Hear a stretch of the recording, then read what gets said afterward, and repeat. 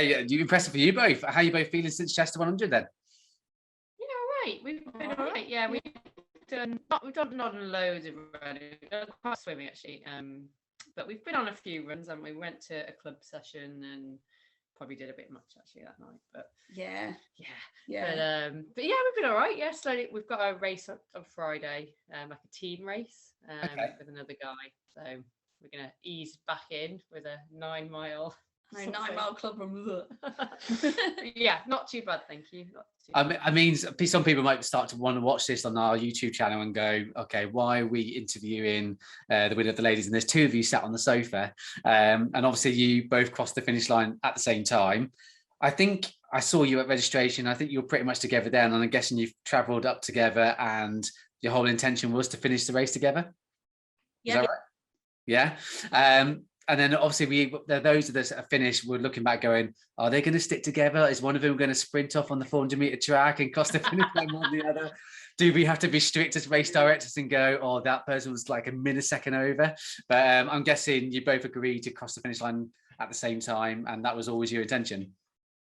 It's always the intention. Whether it happens is, you never know what's going to happen, but it's always the intention. We got told, I think at the last checkpoint that if we held hands, it'd be all right. We had to hold hands to get over the line. And then I think at the end, they were like, you were 2 seconds ahead. But then when you crossed the start line, you were 2 seconds ahead. So you can have a joint winner. Yeah, so it was always the intention to do it together. But over 100 miles, who knows what's going to happen. But yeah, luckily it all worked out in the end. What was your plan going into it then? Was your plan if one of you is going through quite a low point and one of you wanted to drop out, the other one would carry on, or would you? We'd had a conversation that if we were both continuing, then generally we would both continue together. Mm-hmm. And if one of us was walking, the other one was walking. I think we'd had a conversation that if one of us really wanted to drop out and the other one was good to go, then ditch them at a checkpoint and bob off. But yeah. As long as we're both still in it, then we'd be in it together. Yeah. And with low points, did you have any of those? Did they come at different times to each other? Or? At the right moment at 2 a.m. where Emily was like, come on, like second and first lady, they're only like, we could get them in like 15 minutes. I was like, I don't care where they are. I don't want to run anymore. I think Felicity had a severe lack of caffeine at that point. Yeah, so, I'd forgotten to take my any of my caffeine various supplements I had them in my drop bag at the 50, and I meant to like pick up my caffeine tailwind and my caffeine paracetamol and my general caffeine sweet things, and I didn't bring any of them out in the night section, and I got a little bit grumpy. Yeah, very grumpy. I mean, mine was a field of nettles at about 3:30 in the morning. Fields of pain. It's the fact that you ran through them once, and then the entire time going around the lights of Warrington and Runcorn, you knew you were taking yourself back there, and it was like, why are we running back there? I think I definitely lost my sense of humour by that point. I had lost my sense, but it came back, so it was all right. I mean, we'll go into the terrain in a bit as well about the canals and obviously that stinging nettles bit, but I mean, that bit that you're talking about there was really, really overgrown. And when I spoke to the race directors, they said actually, because there was a bit of rainfall a couple of days before the event, that obviously those fields just obviously boomed out of nowhere. But it was they were stinging nettles everywhere. And it was quite slow to move across that section, wasn't it? Yeah. Yeah, because it was like uneven path that you couldn't see because of the nettles. It was just... Yeah, it was. It's a slow section. Yeah. In the dark as well. Yeah, it was hard. Yeah. So going back to a little bit of obviously when that happened, that low point about 2 o'clock in the morning, obviously then by the sounds of things, you were quite competitive then in the sense of, okay, we're actually in a really good position here. We want to keep that. She wasn't bothered. I just wanted to finish.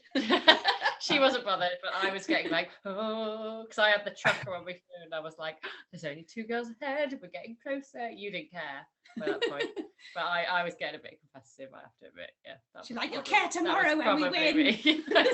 You'll care next week when we've won. Yeah, I think that's what I said. I think there is always a bit of a time where you just don't really care what's going on. You just want to cross that finish line. Because when especially you feel like someone's creeping up on you and they're gaining on you and thinking, oh God, they must be flying. I'm really feeling rubbish now. But you've kept yourself competitive. I know obviously they would have been really early in the morning, but you must have thought, oh, they can't catch us now. And did you run the whole way? Did you have big long walking sections? The whole way, pretty much sprint. steady pace, away. Even nettles and up the hill. Fields, we're sprinting. No. Is that a serious question? No, we didn't. No, we didn't at all. No. Actually, I looked at Garmin's got that new stat where you can see like how much time you spent walking, idle, and running. And I found that, and I showed you, and I was like, look at the running at the end. We were still running. They were still running. There was more running than I thought there was. There was, especially the last 2. I think we ran the last 2 miles. Yeah, we did. Yeah. Well, relative. Well, it was like it was the running motion. It was a running motion. It was very slow. We did. Yeah. We got moving. Yeah. Felt good then. We said actually we got to the end. Like, if you was a bacon sandwich, we'll do another 50 miles. Yeah. We could. Felt all right. Yeah. So I'm guessing you've done events always together. Are you quite used to being on podiums, or is this something completely brand new to you? Or every race. Well, every race. I think we've just been lucky with our races. Yeah, we have done it. We've had a few. We had one last year. We did 100k. Yeah, we won that. And we got first ladies at that. Yeah. And course record for female. Oh wow! Well done. It was the first year of the race. First year of the race. Tell people that. What else? I was second lady at Coaldale, but you didn't come to that. No, we've had a few individual ones as well, where we've done individual races, and I got third at some point, and you got a second. And we got that first 10k. Oh, we got there was like 3 ladies on that. Yeah. Okay. Hey. But no. But it's not a regular thing. No, and I think it's probably luck as opposed to talent. Yeah. It's who turns up on the day.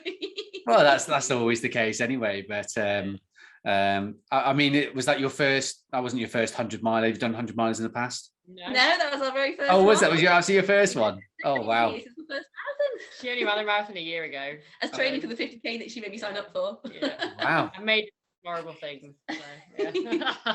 So have you found that transition from doing obviously marathons to ultra marathons? I only did a marathon training for the ultra. Before that, I used to do about an annual half marathon in about 2.5 hours. Yeah. So is that you hooked now on ultra marathons then? I think that's it. We just signed up for the Northern Traverse, 180 miles next Easter. It's gonna be fun.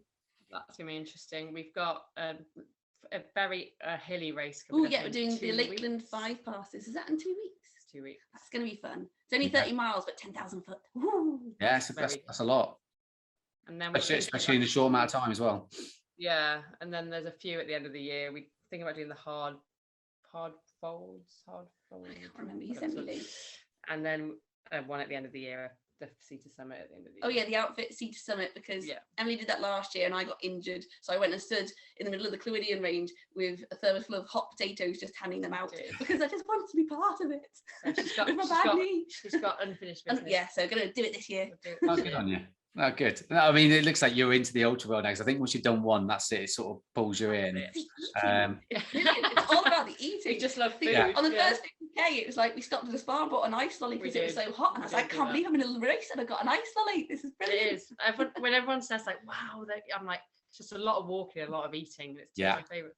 Yeah. How did you work out your nutrition needs? And obviously GB Ultras set up those checkpoints. I think there was 10 little cinnamon rolls. Yeah. Some of the best points we've ever had, I think. So good. Yeah, so good really on the food. Yeah. And the little sandwiches. I can just list food at you now. I think with us, we've just found what, like, we do different things, like nutrition wise, but you like gels and I can't.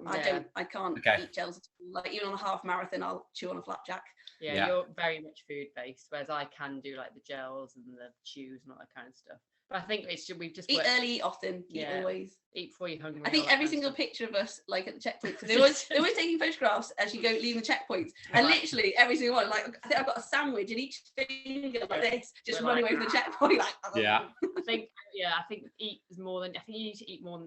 Try and eat as much as you can early on. Except if I did, like I think we got going up the second checkpoint. I said to Emily, it's like I've eaten too much. Yeah, it's like I need to hold back at the aid station. It's not like just a party at every aid station. Crisps. I know. I just like I've eaten too much. Need to stop eating. We're probably the only ultra that has a problem of overeating. That's me. It's the crisps, man. I can't do the crisps. So you didn't have like a sort of a tactic where you were going, okay, I need to eat so much per hour. You were just trying to constantly eat. I know people do that, like certain amount of grams of carbohydrates per hour and all that kind of stuff. I just, to be honest, I start on the food, and as my stomach gets worse and worse and worse, I then migrate to like gels and chews and stuff. Just something easier to get in. I just need to hold back on not eating, so it doesn't slow me down. Like that's my.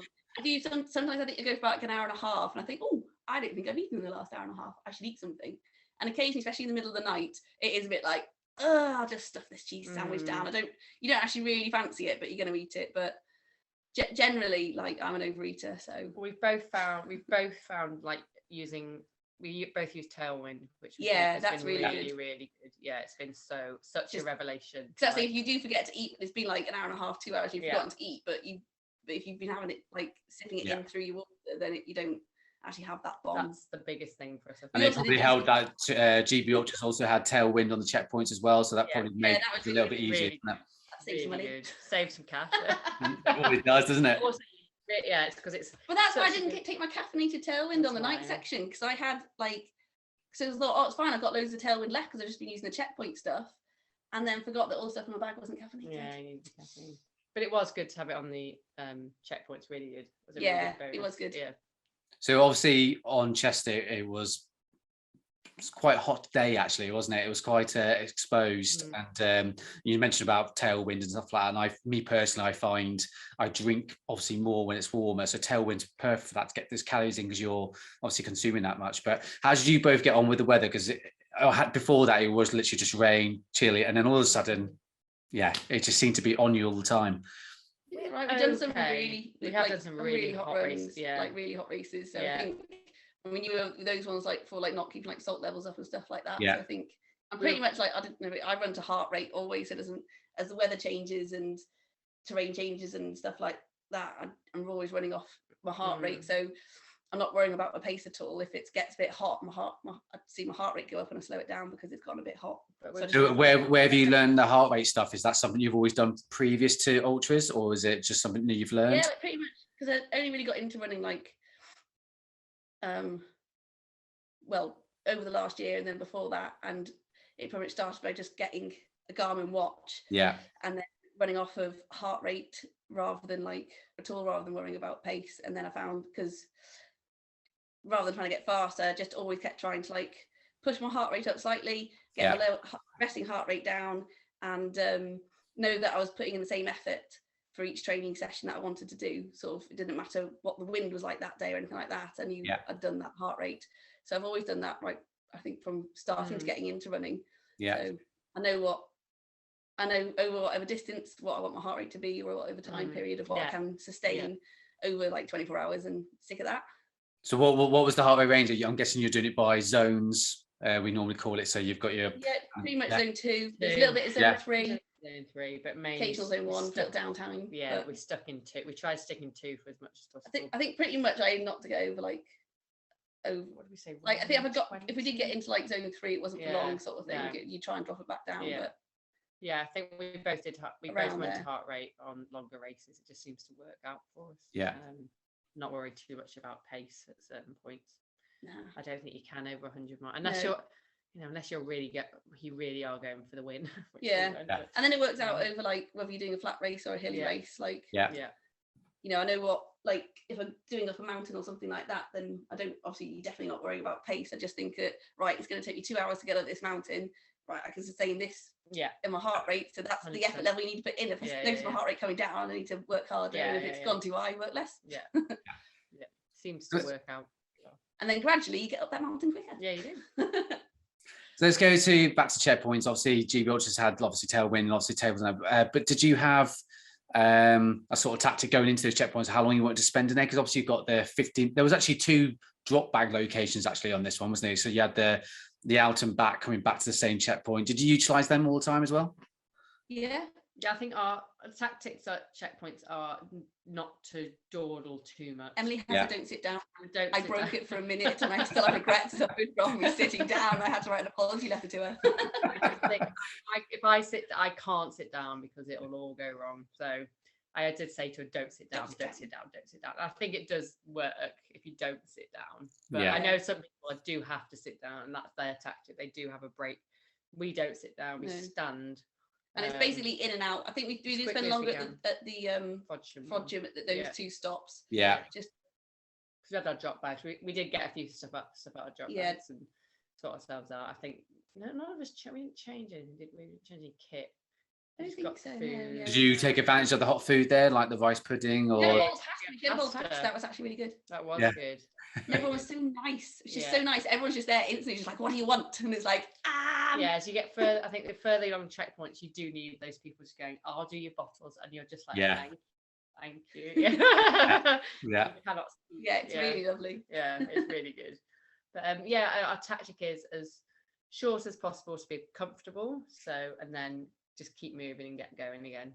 It's really hard to do. Like pretty much all you want to do is sit down. So we'll like rush through the checkpoints, run out of the checkpoint, and then it'll be probably about 5 minutes later, we'll be like, right, what just happened then? Like, what food did I pick up? But it's so tempting to stay longer. So you've got to just, I think you just got to grab your food and grab your food out. Go. Rather keep than moving. Be like, have a chat with people, but obviously then just keep, get it all. And then we kind of use that walking section afterwards to kind of sort of digest. And then carry on. That's the tact. The terrain itself then, so obviously we know about the field with the stinging nettles. Obviously there's a lot of canal in there as well. A lot of canal. And don't be wrong, lovely canals, but there is a lot. But what was your favourite part? Because obviously you went through Delamere Forest as well, which me personally absolutely love that area around Frodsham. But was there parts of the course that are your favourites and parts of the course that you just... Frodsham and Helsby Hill, I love. We like like going up the hill and the lovely views and the trees and a nice squishy trail running. Yeah, it was lovely. And it was like quite a welcome break off the canals. I think the canals are hard on. They're hard on you, not just physically but mentally. It's very difficult. You got to think about your walking breaks rather than like them coming naturally. Like I think night sections on the canals were pretty bleak at points. We just have to... I think probably I'd recce that whole section and knew how much canal there was. How did you find it when you went back to, when you obviously went back down the route and you started to go see people coming towards you that was still a bit to go? Did you like that sort of section? I found that, I know they're in a different place that you are, but sometimes it's just quite nice to see people because sometimes it's spread out so much on 100, can't you? For hours. We've like just hardly seen anyone at all. And it was just nice to be like, hello, people. It was quite nice. Because I remember saying to you, we haven't seen anyone for hours. Hours. But it was nice. I actually quite like that out back section. As I said, that's when I think we were lucky to have each other because doing that by yourself. And then look, because usually you think you might run into people and run with people and things like that, but no, you don't. You would have been on everyone I think did get quite sort of separated out, and a lot of people by themselves for a long time. That must have been quite hard, very mentally hard. But I think it was like 30% people who actually managed to complete it, so it was a huge dropout on that course. So and it's not a particularly hard course. I just think people got a bit caught out with the weather and stuff like that, didn't they? But how did you get on with the rave on the bridge? Did you see that on the Jubilee Bridge? Did you not see it? Did you miss all that? Was that all the lights? Because there was a moment in the night where Emily just went, I think I can see. No, wait. No, it's like, no, it's all right, Emily. I can see the lights too. And she had this look like, I don't think I can see. Are they really there? But there was a massive rave underneath the bridge on the last little big loop before you went back to Frodsham, and then obviously there was the big campfire that was in the big field somewhere, and they were having a big fire. You think you saw that was near the fields that you absolutely hate with stinging nettles? Remember? Was it by the flamingos? Yeah. She felt sorry for the canal boats because I think there's obviously a family of obviously what thought, gone on a holiday, they camped out there, and then there was a big rave going on just on the fields on the other side. But maybe they were part of it, I don't know. But you missed the rave on the bridge then. I thought you might have seen that. I did the one nice thing about that section when it was run corner was running towards the bridge because it was proper pretty, like all the lights lit. Just running towards it, and then you get to run across it. It does look. That was cool. Really nice. Actually, feels like run towards it, run across it. It was lovely. That was pretty cool. It did look nice, all lit up. It did look nice. Run corner is best, I think. In the dark. No offense for So for the event organisers themselves, how did you find the volunteers? Obviously, the trophy and the medal, was that all up and beyond what you thought? We got handed this like trophy. We were like, it's huge. It's quite weighty as well. Really weighty. And nice. And we did the 50 as well in March, and that was a big that was a good medal. Well. Big medal, yeah. So nice. Yeah. They always give great medals, and the volunteers just outstanding. Amazing. Every single checkpoint thing, because they like been up through the night and stuff. They've been moving around. Probably have to deal with a lot especially of like the guys in the middle of the night stuff. And they're just so positive and so nice. And I think as we're getting into Frodsham for the second time, that one came out to meet us, didn't he? And he ran back with us, and it was really, really nice. Like just to because I think we were struggling by that point where we did yeah. And he was like, hi. And it was like, oh, it was nice to like, yeah. It was nice. It was good, yeah. Bit of Was that Alan with the beard? Alan with the beard. Nice beard. Yeah. Alan Wright. Yeah. Yeah. Yeah. So it was nice to, it's just, yeah, we definitely needed to pick me up, and it was good. Yeah. Well, brilliant. Well, thank you. We'd like to volunteer at like one of these things ourselves, like definitely. Have the time. I think when you volunteer, you get an idea. You get to learn a lot more when you start to see how other people do things sometimes, especially on hundreds. You don't really get to see them because you're too busy concentrating on yourselves. But I mean, I've been a volunteer before, and it's not easy doing that. So for them to stay so motivated and all cheery when you're going through it, and when we're all coming there, we're all low, not the most smiliest people. Actually, to be fair, you two were quite smiley all the way to the end, I thought. Yeah. Special mention to Shannon as well, because right at the start you were discussing about the fact about not bringing spare shorts in case you needed them, and in case don't say why she might have needed them. I think you can all imagine why you might possibly. I was there at registration when you said it. So. Conversation, I was like, you can just borrow mine. She was like, she went and got them. She went and gave her shorts. Just so nice. So she didn't need them, by the way. Huge. The volunteers have been great. So good. Yeah. Well, huge congratulations to both of you. Thank you so much for coming to talk to us. It's been an absolute honour. Hopefully we'll see you on GB Ultra events in the future. And I'm sure I'll bump into you in other events as well. Yeah. Nice. Fancy the Scottish one. Yeah, we do fancy the Try and get further than you. We do. Yeah. We do. Honestly, if you just do it when you haven't got another one just around the corner, it's a lovely event. Yeah, that's it. Maybe that's it. The event that you're doing that's got 30 miles, 10,000 feet, it's like that at Scotland. So that was literally sort of about the same sort of elevation gain for 30 miles. So you'll get an idea of what it was like. But lovely course, absolutely phenomenal place. So yeah. And then maybe you might venture into. I did look at it. I did. I got the email saying, I was like, ooh, tempted. Yeah. But, and you might venture into something a bit longer. Is that something you would ever want to do? Or we have so 180 miles next Easter. Northern Traverse. Of course, which is basically one country to the other, and then we really kind of want to add a bit longer, probably. Bit longer. Yeah.